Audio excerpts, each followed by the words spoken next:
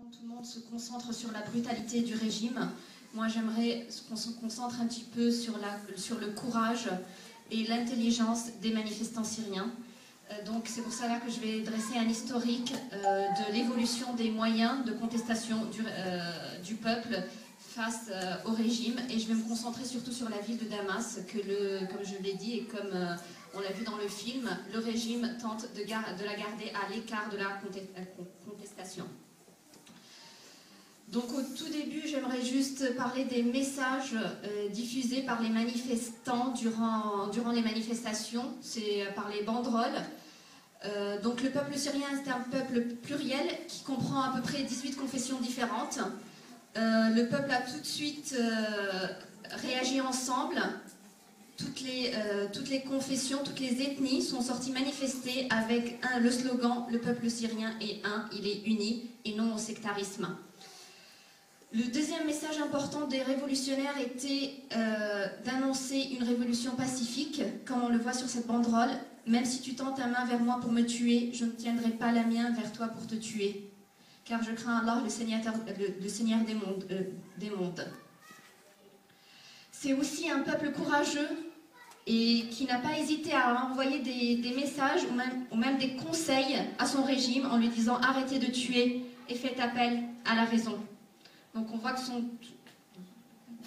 sont toujours des messages assez forts et clairs de la part de la population envers le régime. Donc pour revenir au début de l'histoire, les manifestations, comme on le sait tous, ont démarré à partir des manifestations du vendredi, après la prière, dans la continuité du printemps arabe, et aussi pour une raison spécifique à la Syrie, c'est qu'on ne peut pas se retrouver dans une foule en Syrie sans se faire soupçonner que le vendredi à la prière, c'est la tradition. Et donc c'est pour cela qu'on va trouver des manifestations de différents pensées, de différents courants de pensée qui vont aller à la mosquée le vendredi pour participer aux manifestations.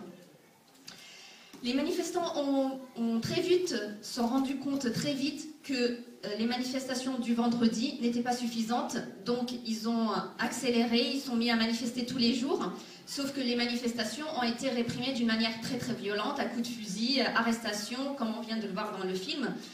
Donc les manifestations ont eu recours à d'autres modes de manifestation. Parmi eux, je peux vous citer les manifestations éclairs. Ce sont des manifestations qui durent quelques minutes. Et puis, les manifestants se dissouent dans la foule, dans les souks ou dans les quartiers. C'est un système de manifestation qui prend énormément de temps, de préparation, mais qui dure que quelques secondes ou quelques minutes, disons. On est dans la rue, on va entendre des cris de liberté, et puis plus rien. C'est un moyen qui assure la sécurité des manifestants et en même temps qui leur permet d'envoyer leur message clairement, surtout dans les rues ou dans les endroits de Damas qui n'ont pas encore participé à la révolution. Il y a également eu des marches et des rassemblements silencieux. Les organisateurs essayaient de dénoncer la violence sans vraiment prendre parti anti-régime, mais même ces marches et rassemblements silencieux ont eu le même sort que les manifestants anti-régime. Ils ont été réprimés, emprisonnés tout de suite. Les femmes également ont tenté de participer elles ont participé à la révolution depuis le premier jour, mais elles ont essayé de former des manifestations féminines en pensant que les manifestations féminines allaient avoir plus de chance, qu'elles allaient être moins réprimées. Sauf que ça n'a pas du tout été le cas. La première manifestation à Damas, 11 femmes ont été arrêtées tout de suite. Les manifestations dans les autres villes, dans la banlieue de Damas et dans d'autres villes de la Syrie ont été arrêtées à coups de fusil. On a eu des femmes mortes. Et là, la photo montre très clairement comment les femmes se cachent le visage en manifestant pour ne pas être poursuivies. Et on a aussi les moyens qui sont assez créatifs aussi pour se cacher le visage en utilisant des drapeaux. Il y a également eu des rassemblements que j'ai nommés de passage ou des rassemblements à thème. Je n'ai pas vraiment su comment on pourrait les appeler en français. Ce sont des rassemblements qui avaient comme but de faire appel à la majorité silencieuse, parce qu'il y a énormément de Syriens qui ne sont pas du tout du côté du régime, au contraire, mais qui n'osent pas se prononcer vu la brutalité du régime. Donc dans ces rassemblements-là, on appelait les gens à venir habillés d'une telle manière ou d'une telle couleur et de passer dans une certaine rue à un moment précis. Et les gens venaient, comme on le voit ici sur les images, par exemple, c'était la semaine des emprisonnés, des prisonniers, pardon. C'était la semaine des prisonniers. Et c'est pour cela que la décision était de porter du blanc pour rendre hommage aux prisonniers syriens. Et c'est plutôt des moments très très forts dans la ville de Damas. Ce sont des phénomènes de couleurs qui se développent et par laquelle il y a une certaine solidarité qui se tisse entre les gens, les passagers qui sont habillés du même couleur. Et c'est comme ça que les gens se rendent compte qu'ils ne sont pas seuls et qui peuvent aussi briser le mur de la silence sans rien dire. Il y a également eu les manifestations sur les réseaux sociaux. Aussi, c'était par une participation, pour assurer une participation des Syriens, qu'ils soient dans le pays ou à l'étranger. On se donne une certaine heure pour manifester sur les réseaux sociaux, sur un réseau, par exemple Facebook. Et ça aussi encourage les gens à participer, même en utilisant des faux comptes. Mais c'était juste pour aider les gens aussi à briser le mur de silence. Les manifestations les plus réussites de Damas, c'était les manifestations où il n'y avait personne. C'était des manifestations de mégaphones. C'était vraiment si je peux dire, des attaques au cœur des institutions gouvernementales, dans lesquelles on installe des mégaphones dans les institutions ou bien dans les souks. Et les mégaphones lancent des chansons anti-régime ou bien des slogans anti-régime et en déstabilisant les passagers. Et c'est aussi un moyen fort de montrer au régime qu'on est présent, qu'il ne peut pas nous échapper. Donc, à un certain moment de la lutte, les manifestants, les révolutionnaires se sont rendus compte qu'il fallait qu'ils s'organisent sur le terrain et qu'il fallait partir au-delà des manifestations. Donc certains mouvements de lutte pacifique se sont unis à Damas sous le nom du Rassemblement des Journées de la Liberté, avec le logo, comme vous voyez, deux mains barrées pour témoigner qu'on est contre la violence et aussi qu'on est fort. Donc ce rassemblement avait comme objectif, il a toujours comme objectif unifier les groupes de lutte pacifique, augmenter le nombre de participants à la contestation et surtout à Damas, sensibiliser la population aux outils de résistance civile et annoncer la désobéissance civile. Donc, la stratégie de ce rassemblement était d'annoncer un calendrier aux habitants de Damas dans lequel on montrait des activités sur 15 jours, des activités qui sont reliées par les différents groupes. De cette manière-là, le travail est partagé par les différents groupes révolutionnaires. On a des activités de sensibilisation, des activités de manifestation ou d'autres. Mais le plus important, c'était ce que sur tout le mois, ou sur tous les jours, la ville de Damas vivait avec le rythme de la révolution. C'était le plus important. Donc ici, je vais vous présenter un film de 2 minutes qui résume les activités du rassemblement à la ville de Damas.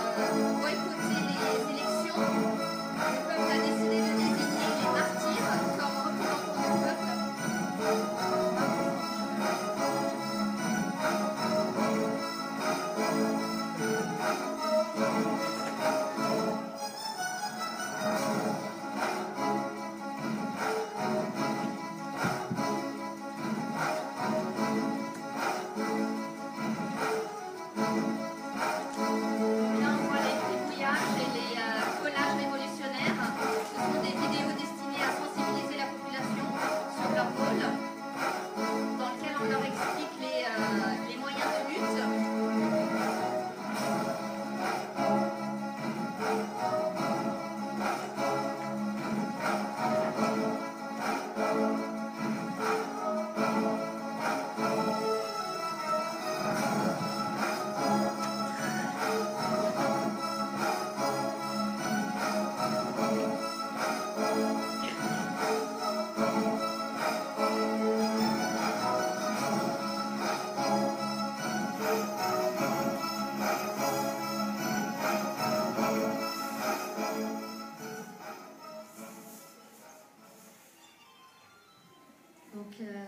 Voilà un petit résumé des activités du rassemblement.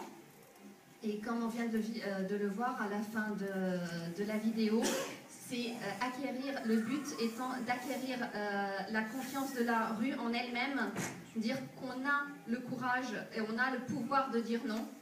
Et c'est comme ça qu'on pourra atteindre la chute du régime. Donc une fois notre impact montré, le rassemblement, en collaboration avec tous les mouvements d'activistes sur le terrain, ont lancé appel à la grève de la dignité. Ceci a été à partir du 11 décembre. Le vendredi d'avant, le 9 décembre, a été nommé vendredi de la grève de la dignité. Ce jour-là, 44 martyrs sont tombés, dont 9 femmes, 5 enfants. Les objectifs de cette grève étaient de relancer l'action de désobéissance, reconquérir le pouvoir politique et social, et aussi mettre la révolution sur le chemin d'une vraie démocratie en promouvant droits et devoirs au service d'une vraie citoyenneté. Donc la réponse à l'appel de grève a été surprenant, même pour nous les organisateurs, car certaines villes ont annoncé fermeture jusqu'à la chute du régime. Cependant, il est important de noter que la réponse inattendue était... Nous avons été surpris pour différentes raisons. La première, c'est qu'en Syrie, il n'existe pas de syndicat. Donc, les gens n'ont aucune conscience des moyens de lutte, n'ont pas vraiment de connaissances sur les moyens, ni sur les moyens.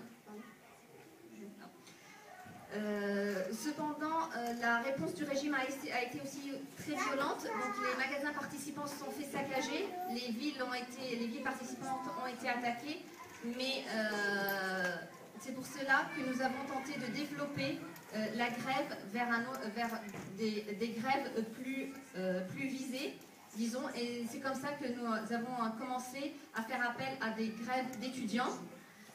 En lançant des virus informatiques qui se lancent pendant les cours,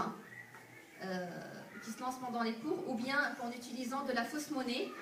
On a distribué à peu près 1 million de livres syriennes dans les différentes villes de la Syrie. C'est de la fausse monnaie, donc les gens pouvaient l'attraper sans craindre de se faire arrêter, parce qu'on voit un tract dans la rue, en général on passe à côté, on ne va pas le prendre. Les gens prenaient la monnaie et en fait ils avaient un tract dans la main. C'était un moyen très réussi aussi de faire passer, de diffuser le message. Juste avant de finir, j'aimerais juste aborder aussi au niveau de la créativité, au niveau de l'aide logistique et de soutien à la population dans les zones sinistrées, si ça montre le courage vraiment de la population, car dans certaines régions de Syrie aujourd'hui, on ne peut pas aller dans les hôpitaux pour se faire soigner. Donc des cellules de recherche ont été créées pour aider les gens sous forme de dépliement. On leur explique comment faire une pochette de sang avec les moyens de bord, les besoins d'une mallette de secours ou bien même le panier alimentaire qui représente les aliments de base